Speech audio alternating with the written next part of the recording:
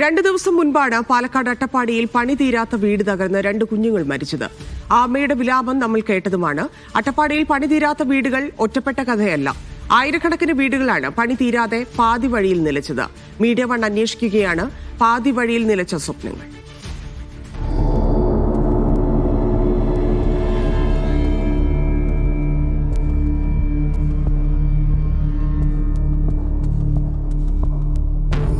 ഇത് കാടിനുള്ളിലെ ഏതെങ്കിലും ഉപേക്ഷിക്കപ്പെട്ട പഴയ കെട്ടിടമല്ല. ഇത് അട്ടപ്പാടിയിലെ ITDP ഫണ്ട് ഉപയോഗിച്ച് നിർമ്മിച്ചു കൊണ്ടിരിക്കുന്ന കെട്ടിടമാണ്. ഫണ്ട് പൂർത്തിയാകാത്തത് കൊണ്ട് ഈ രീതിയിൽ ഇങ്ങനെ കാട് പിടിച്ച് കിടക്കുകയാണ്. ഇതുപോലുള്ള നിരവധി വീടുകൾ അട്ടപ്പാടിയിലുണ്ട്. 2016 മുതൽ ITDP വഴി നൽകിയ നിരവധി വീടുകളാണ് മേൽക്കൂരയില്ലാതെ ഈ രീതിയിൽ കിടക്കുന്നത്. ATSP പദ്ധതി വഴി നൽകിയ വീടുകളും TSP പദ്ധതി വഴി നൽകിയ വീടുകളും പണി തീരാതെ പാതി വഴിയിൽ നിലച്ചു കിടക്കുകയാണ്. ആദ്യം കുറച്ച് പണം തരും, തന്നിട്ട് പിന്നെ രണ്ടാമത്തെ ബില്ല് മാറുമ്പോൾ ചോദിക്കുമ്പോൾ പിന്നെ കയറ്റിവിടാന്ന് പറയും.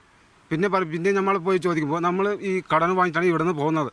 പൈസയൊക്കെ അവിടെ പോയി ചോദിക്കുമ്പോൾ കയറ്റിവിടാൻ പറയുന്നുണ്ട്. നമ്മൾ പിന്നെ നോക്കുമ്പോൾ അക്കൗണ്ടിൽ പൈസയില്ല. പിന്നെ എങ്ങനെ സാർ നമ്മൾ ചെയ്യും? ഹഡ്കോയിൽ നിന്നും ITDP വായ്പ എടുത്ത് നൽകിയ വീടുകളുടെ അവസ്ഥയും ഇത് തന്നെ. മിക്ക പദ്ധതികൾ വഴിയും 3.5 ലക്ഷം രൂപയാണ് ഉപഭോക്താക്കൾക്ക് നൽകിയിരുന്നത്. ഇതുകൊണ്ട് പണി പൂർത്തിയാക്കാൻ കഴിയില്ല.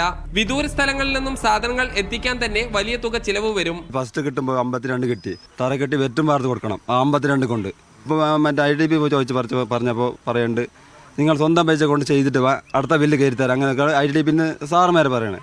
നമ്മളപ്പോൾ ഇതൊക്കെ കാര്യം എന്ത് ചെയ്യാൻ പറ്റും?